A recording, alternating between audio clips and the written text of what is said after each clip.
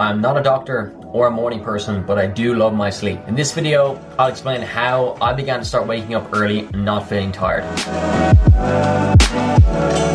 So folks, welcome back to the channel. My name is Ryan Conlon, and on this channel we talk about many different things and many different topics. Today we're talking about how to wake up early and not feel tired, or how to wake up at 6 a.m. every day, bar the weekends or just the weekdays, and why I started to wake up that early. So I'll firstly start off by saying that I'm not a doctor, and if you need to sleep a certain amount of hours, if you don't have to get up early if you don't want to. However, this is my experience of getting up early and not feeling tired. I remember reading through books and videos, and today's modern culture is like, you gotta wake up at 4:30 if you want to win the day, or you gotta wake up at 5 a.m. or 6 a.m. And I was crazy, why do I have to wake up at that hour? Or the early bird gets the worm, but what worm is there to be got at 6 a.m. versus 7 a.m. versus 8 a.m.? I was so pessimistic and cynical into why people would get up so early, but for me it was really out of necessity. I had to get up early at a time because I was working in the fitness industry, and I trained clients from 6 in the morning all the way until the evening time, obviously with breaks throughout the day, many big breaks. And obviously there are days where I wouldn't wake up early or miss a session or sleep in, but for most of the time I had to wake up early due to necessity, due to work. So I began to learn or change my schedule around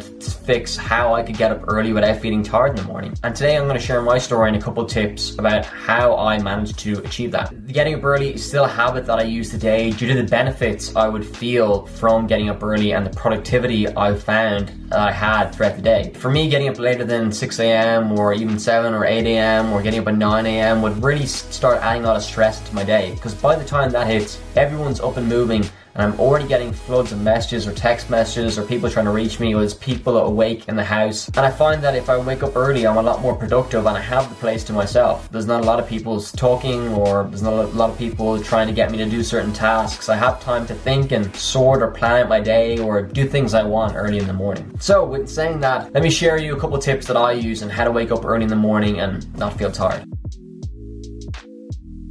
The first tip is setting your reverse alarm clock. So if you want to get up at 5 or 6 a.m., every human needs roughly about 7 to 9 hours sleep a night, depending on the person. So what I do is, if I want to get up at 6 a.m., I roll my clock back 8.5 hours, and I say, okay, I need to be in bed by 9:30 or 10 if I wanted to get up fresh at 6 a.m. Now, until this day, I still miss that time, but if I know if I wanted to feel fresh, I need to go to bed at that time. So I'd always go to bed at like 9:30 or 10. Sometimes I'd go to bed at 10, but I wouldn't be able to sleep until 11 or 12. If that's the case, I'd just stay in bed the whole time. I wouldn't move or get on my phone. Then it was a lot easier for me to get up at that early time in the morning. Or if I couldn't sleep or just got on my phone, I found it a lot harder to then wake up feeling fresh the next morning.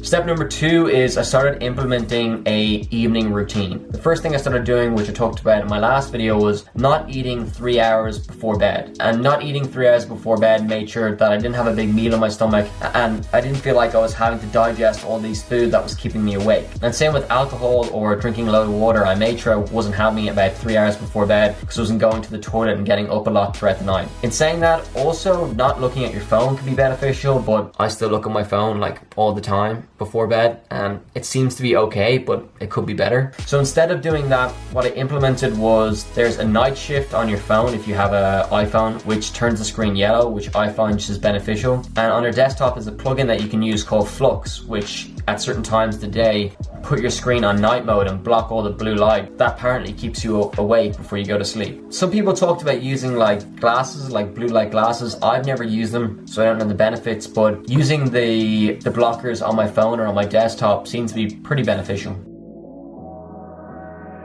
Step 3 is, if you can afford it, getting blackout curtains. That really changed the game for me, is blacking out the whole room at night so I can get a good night's sleep, so in the morning that I feel fresh. And trying to make sure, if you're not living in a really warm place and if you have air conditioning, that the room temperature is somewhere between 18 to 21 degrees. That's when they say you get the best and the optimal amount of sleep if the room's that temperature. Now, I'm sure it varies from person to person, but hopefully you can find a temperature that works for you. And again, if you're sharing a room with someone, hopefully you can find a temperature that works for both of you.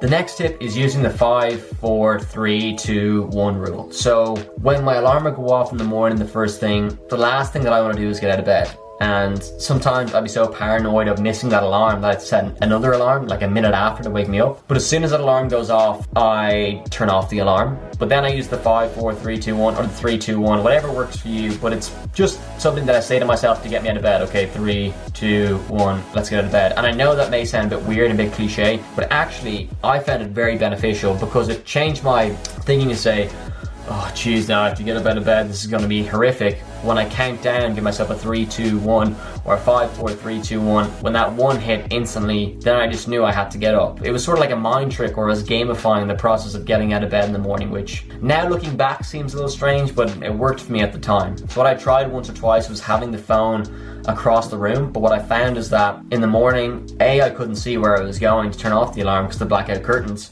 B, I also stay up quite late on my phone. So right before I go to bed, let's say at 9:30 or 10, I'd be on my phone. So what I do is I just leave beside my bed, and that didn't really make a big difference for me, but people find it beneficial.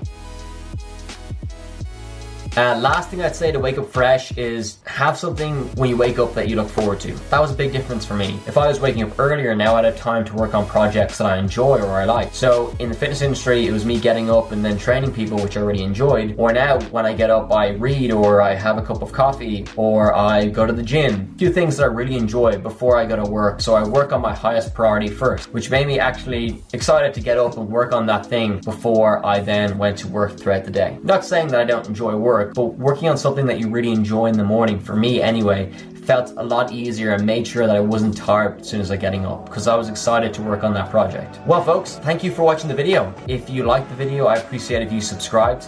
Also give us a thumbs up, it really helps the channel, and I appreciate you being here. So thank you folks, until next week, and so I hope you start waking up early, or yeah, well if you don't, that's okay, but see ya!